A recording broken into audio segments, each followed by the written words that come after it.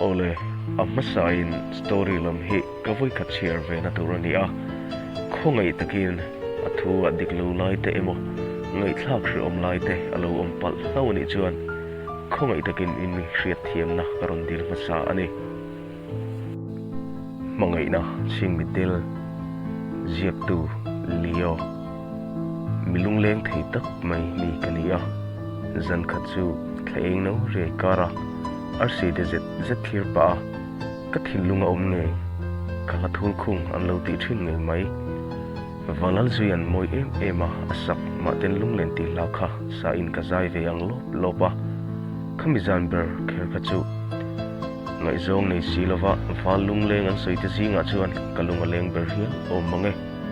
chutia zai pa Facebook online po chu ka forma notification te chu kha tokin ka han open ve zeu boka ma se an soi wal lak lo ti taka alo lak lo thei nge mai ni thum liam ta vela ka notification ton lui ba ka mu tu rom lo chuta ril ru lo lang thalak upload angai ni ti thinlungina soi chu ka apply ve chuta ka thalak tha ka ti ve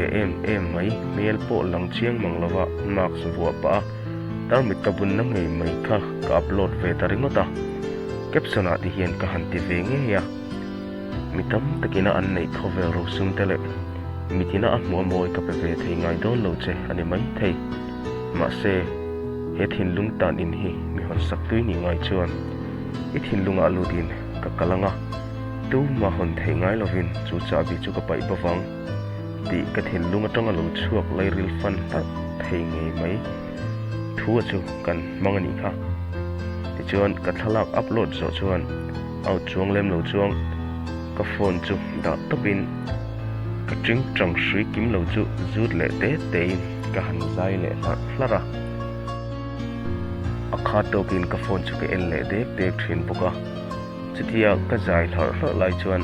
ka notification chu number pakhat atangin arunin 10 plus ta thu chu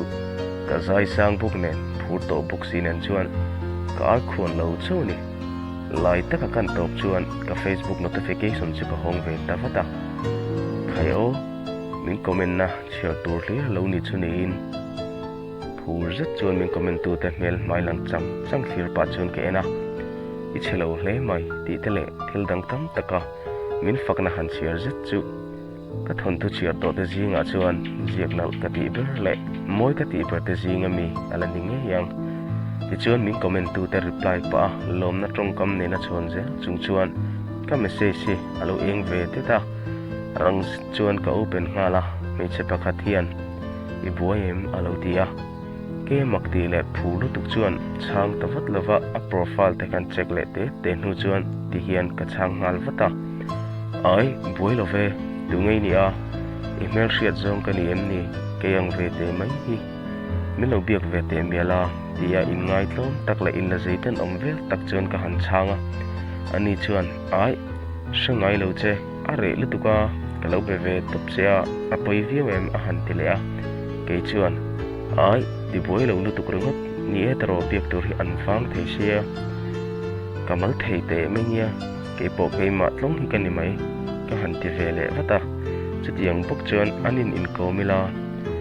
ka thin thatak karin ngon tu le kalung ngai changa ka ti pui tu thian ini theiangem a han ti le chuan ke chuan o thei lu tu ke eng tiklai puing ka thian itan kalo umreng theiang ti thu nen chang le chuan ti zela rife Facebook chata kanin biak tu chuan a number min peta a WhatsApp lama kanin kom than ta a chutia ni ne na thian anga kanin kom hun chung po thak khat alo tling ve taran mai khatia kanin kom hun chung khan ngai zong pakhat ma kan nei lo ve a thian thaber ang tak mai hian kanin nelin engma zeb nei lo hian a chia tha thlengin kanin sil ton thin khania ale lam taka chuan nupalim tak an soi thin ang mai hi kan ni ma se ka thinlung hian adu ro ni ti soi chuak tur hian thinlung in sharing chungin thinlung hi atom le a atlom le thin zan khat chu mangai na lam thu kan soya kan nui bor lai chuan ka thinlung a thu om hi thobin aron ding chuak ve ta ni karing ka chuan chu thu chu apong chuak ta a za po don lo chuan ka soi me chi hi a hring chu Angela ania ti chuan Angela ka du thin thu chu karl ru tak taka ka ngai na thu te chu ka hrin tlang veka chutia in belai reng mai ka message sin reng chunga minute hi vel chana ka dong tak lova chum ka zaklu tuk chu WhatsApp atang chuan ka chok ngal wang fanga chutia minute hi le rei lo te an ro chuan ka message ri chuan min lu ti le ta a chutia ka message team taka kan hong le chu khatu kher khachu amasa a ka soi thu ka cher aya moi he thu hi khovel zong zong phang chuak do ni la ka thilung hlim na nuk hi a khoi ve hi o mange ani chuan ti hian alo ti a dik tak chuan mo kim kim le loko ka hling hi alan hun ve tat to ma som kima kani a kim kim ti hian min ko mai thin dik tak chuan mo kim kim kanin hria tran tira tang khan ka du to che a ka lo biak na chan che po kha ka du wang che ni kha ka zaka ka soi ngam lova ka thiani ni theyangem ka ti dai ni kha ti thu Angela le na tanga thu ka han mu chuan fiam thu thiam takena fiam thu an tho zataka kan nuya kan limai chuan ka lim dai zo kani ma se he zan ang hi ne reng theidon chu ni se heng lim na rei lo te a kiang le mai turani ti sheila ka thinlung zong song hi pe lo tu thian thatak kan la ne reng om si a ti chuan in ngai zong ang chuan kan in betan ta a atira chuan in ngai na ton na te in hria thian ton na te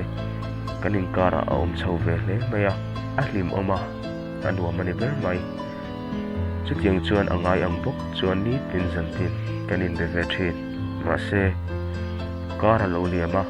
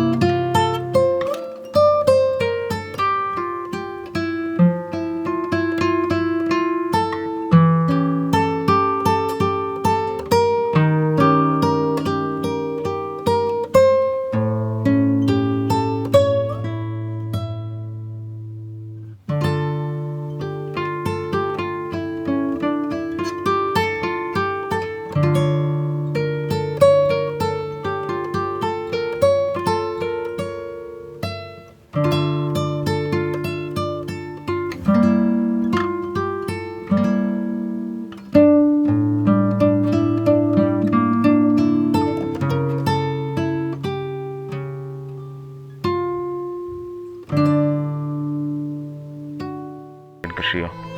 ti chuan min blog ngal veka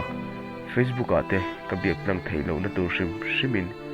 ti ngeina ka hri lo khazar ani ka ton masak ber zan kha omlo se ka van ti tak em ti a indom kun tlok chung chuan thinlung chuan ala hra boxi ka thinlung chu a ko har tak em awang chuan ka kom tar ngota a tak chung chuan midang puin an pangai ve thei che ani ma na ke aya da sa chuan an pangai thei bik che ka ring lo sin ka ti a ngai thatu nom si lo a to pa chuan a tha e kam ta che ma se pangai na ching min tel mai mo hilo ni tak mai le ti thinlung chu kala be je la ani ne kanin kar zan tu pin per chu ser tam nai ka thla liam ta ni ala ka tanga ka zil chu chu mi hi hriat chian ma in thin lung zong suk te ngai su ti hi ani ka channel min ngai lut saka min lo thir sak train tu te in he na thin lung takin lom thu karon soye